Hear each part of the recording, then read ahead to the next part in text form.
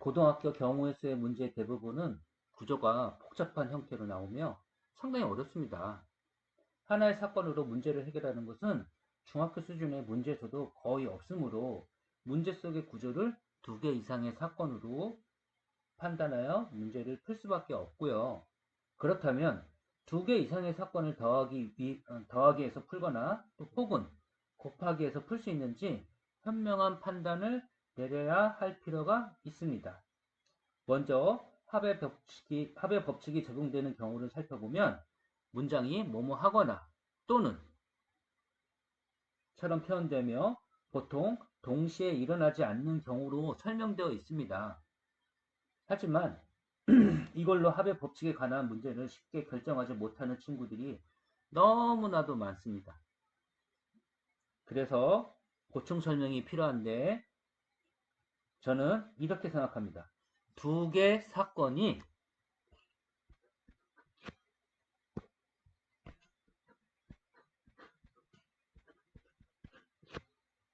이상의 2개 이상의 사건이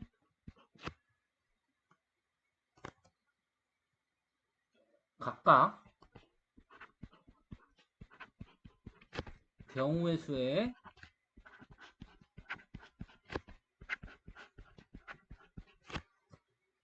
목적을 달성할 수가 있다면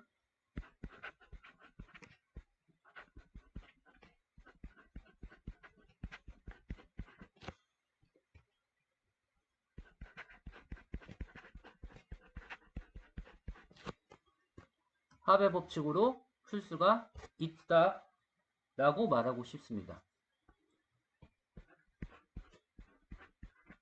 예를 한번 들어봅시다. 서로 다른 주사위 2개를 던졌을 때 눈의 합이 3이거나 5인 경우를 생각해 보면은 먼저 하나의 사건, 눈의 합이 3인 경우를 먼저 생각해 봅시다. 그러면은 첫 번째 주사위에서 1이 나오고 두 번째 주사위에서 2가 나오는 경우, 그 다음에 첫 번째 주사위에서 이번에는 2가 나오고 1이 나오면은 눈의 합이 3이 되겠죠. 총 2가지가 있을 수 있습니다. 이번에는 눈의 합이 5인 경우를 한번 생각해 보죠.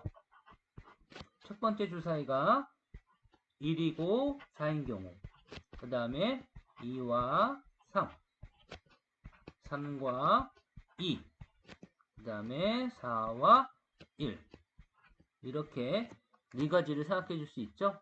여기서는 4가지가 나올 수가 있습니다.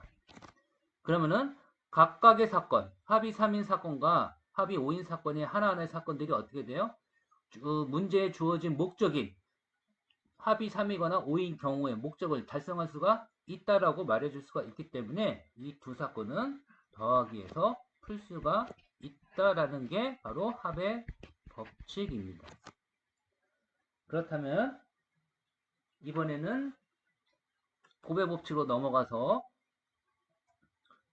곱의 법칙은 뭐뭐 하면 뭐뭐 하고 뭐뭐 하다 그리고 그 다음에 이렇게 표현되고요. 동시에 일어나는 경우를 보통 말하고 있습니다. 하지만 제 생각에는 2개의 사건이 각각 2개의 사건이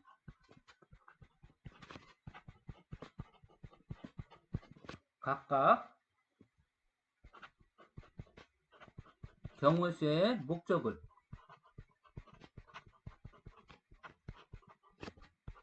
달성하지 못하는 경우는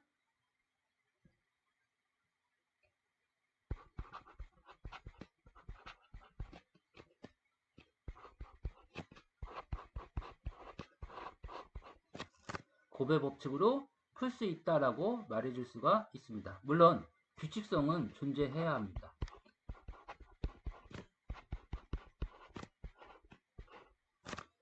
예를 들어 4명의 학생 중에 반장과 부반장을 뽑는 경우를 한번 생각해 봅시다. 먼저 4명의 학생 중에서 반장을 뽑는 경우를 생각해보면요. 4명을 우리가 구체적으로 이렇게 예를 들어서 만들어두는 게 좋습니다. A, B, C, D 4명이 있다고 합시다. 그러면 4명의 학생 중에서 반장을 뽑는 사건을 먼저 생각해보면은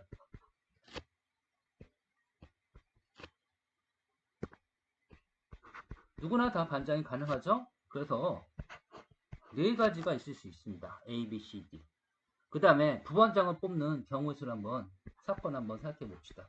그럼 부반장을 뽑는 경우의 수에서는 앞에서 A, B, C, D 중에 한 명이 반장으로 뽑혔기 때문에 그 나머지 3가지가 존재할 수가 있습니다. 그러면은 앞의 사건, 반장을 뽑는 사건과 부반장을 뽑는 사건 한번 잘 생각해 보세요. 반장만 뽑으면 우리가 원하는 경우의 수의 목적이 달성이 됩니까? 분명히 반장과 부반장 둘 다 뽑으라고 했는데 하나만 뽑아서는 우리가 원하는 목적이 달성되지가 않습니다. 그쵸? 그리고 이거는 분명하게 규칙성도 존재하기 때문에 우리는 이 반장 뽑는 경우의 수와 부반장 뽑는 경우의 수를 곱하기 해서 이렇게 푸는 게 가장 현명한 방법일 수가 있습니다. 끝으로 실전 문제를 해결하는 방법의 노하우가 있다면 우선 하나하나 어떤 경우들이 있는지 직접 셀 수 있는 능력이 필요합니다. 바로 이 직접 세는 능력이 바로 합의 법칙일 때 주로 사용되는 방법이고요. 직접 셀 수 있는 능력이 필요합니다. 그러면은 이 직접 셀 수 있는 능력이 필요하다 하더라도 직접 셀 수 있게 규칙성이 만약에 존재한다면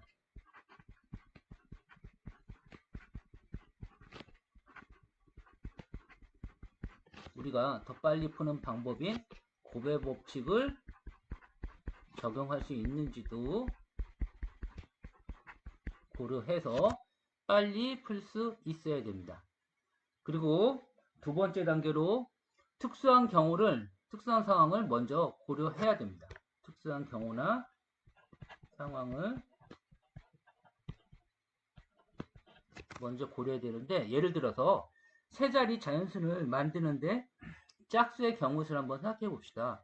그러면 짝수라고 하는 거는 보세요. 짝수라고 하는 거는 세 자리 자연수 중에서 끝자리가 여기 자리가 반드시 0, 2, 4, 6, 8 중에 하나가 들어와야 됩니다. 그래서 짝수라고 하는 특수한 사항을 먼저 고려해야 하는 것입니다. 끝으로 규칙성을 이해했다면 구조적으로 동일한 다른 문제로 상황을 쉽게 전환해서 문제를 빨리 해결할 수 있어야 하며 또한 일반화 작업을 해서 마치 공식처럼 만들어 문제를 빨리 해결할 필요도 있습니다. 그래서 곱의 법칙에서 일반화된 구조가 이 다음 단원에 나오는 순열과 조합이라는 것입니다.